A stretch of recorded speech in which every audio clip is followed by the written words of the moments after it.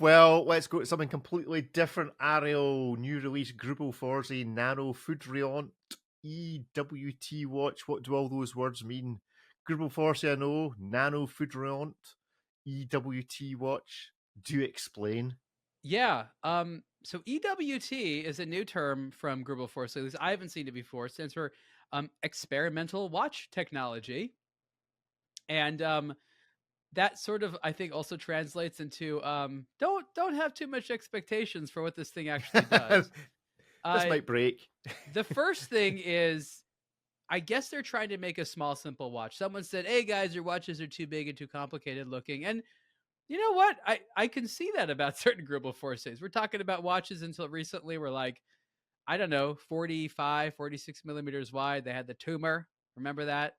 Um, and that wasn't to everyone's taste. I thought some of them were cool, but like, okay, so for a long time they said make something smaller.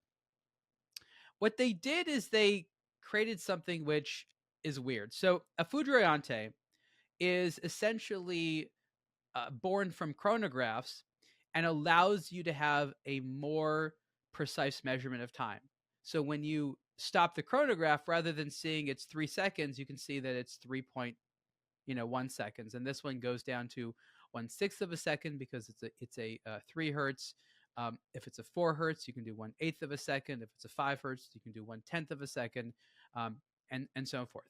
The problem here is that even though this movement has a 60-minute chronograph, the Foudroyante is completely detached from it and sits on top of the tourbillon. It's their first flying tourbillon. I didn't know it was their first flying tourbillon, but it is their first flying tourbillon, which means there's no bridge on it.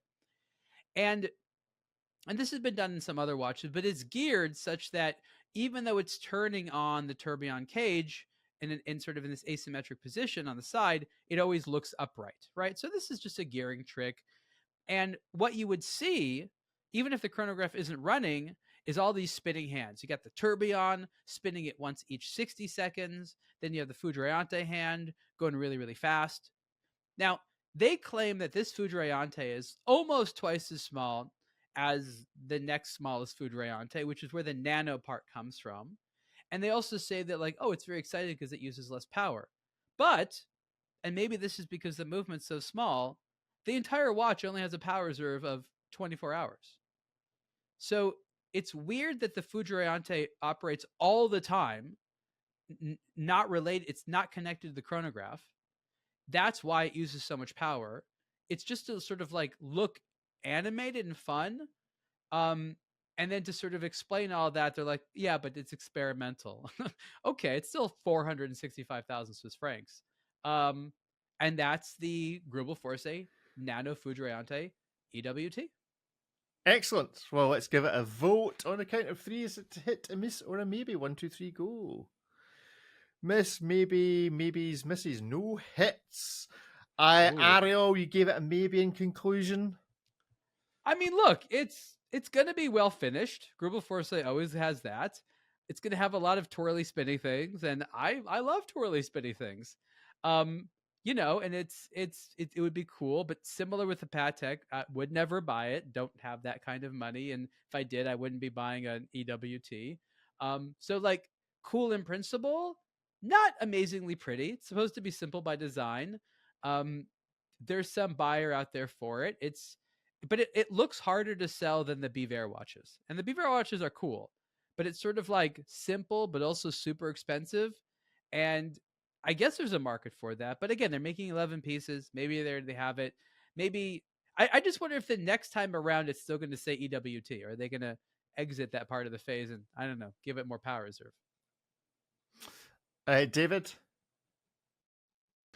I gave it a maybe just simply because it's not the Greubel Forsey I would want. And, you know, when I first saw the watch itself, I was like, oh, great, finally a relatively affordable Greubel Forsey. This must not be more than $100,000. And then it's over 400.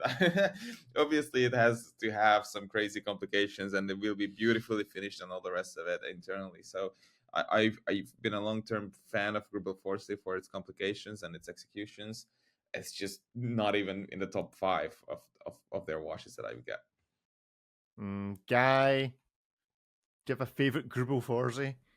I think I am not enough of a watch geek to appreciate why this is a £400,000 watch. I think I just don't get it. Or maybe you're too much of a watch geek. Or maybe I'm just too tight to even consider. I think a small house would be a better investment than a watch. We that lack has those a spare 24 hour. billions. Life's just not being fair. Yeah, I gave it a miss because I feel like I'm like on another planet. I was saying the other day, like, I think one of the consequences of coming on this podcast is I used to think a £15,000 watch was expensive, and I was saying the other day that I thought a Freak was really good value at 26, and now I'm looking at like 400 for this, and I'm like, my mind's a bit blown.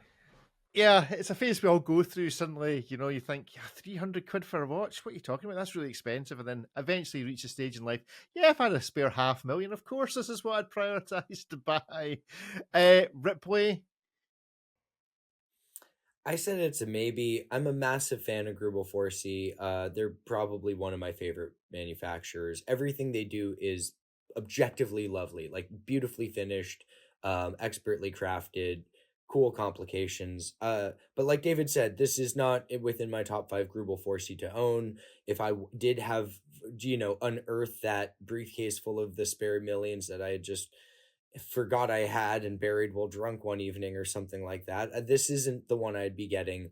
When I want a Greubel Forsey, I want all the bells and whistles, and I want it to look that way. I want the one with the whole Magna Carta or whatever the hell they've got there engraved around the plates. Like, I want all of the crazy stuff. That's, I think, where Greubel Forsey's best. They only make incredibly cool watches, and this almost seems a little too reserved without being so well considered that it's forgiving, that you can forgive it for not having all the cool stuff. But yeah, it's like $500,000 US. I'm certainly not a buyer for it, but if I was, I'd be getting just a different Greubel Forsey. Mm-hmm.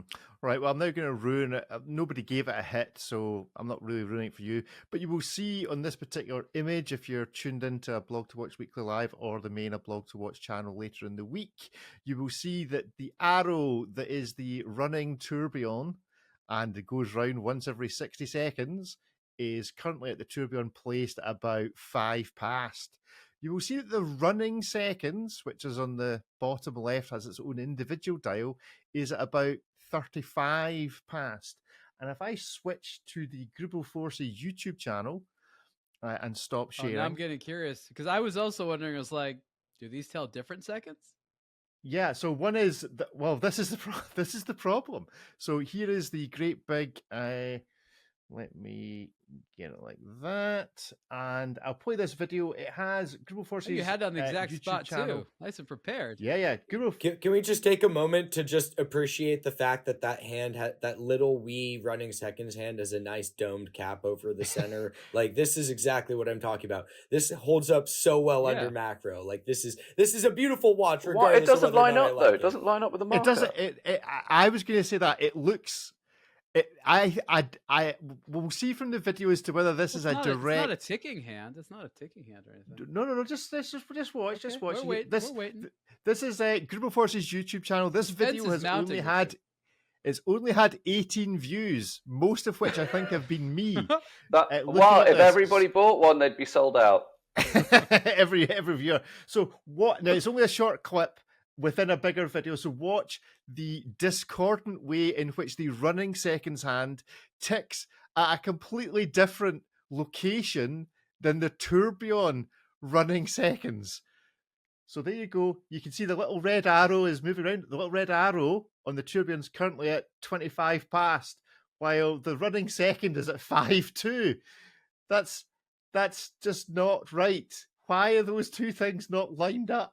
It actually appears to be the exact opposite. So it looks like it's exactly weird. 30 seconds off.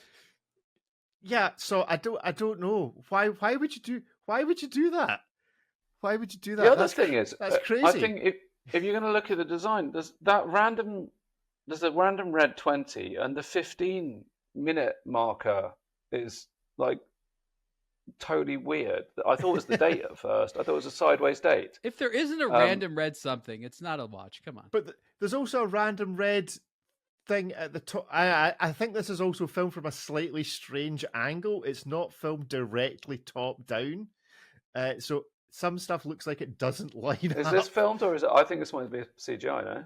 No. No, this is definitely. I would say this is that's- definitely no. This is the real thing. So go and check out the Greubel Forsey video and become the 20th viewer of this video and see if it makes. Let's any more embed that sense in to our you. article If it does. now that we've seen this video, just so people can admire the weird random red.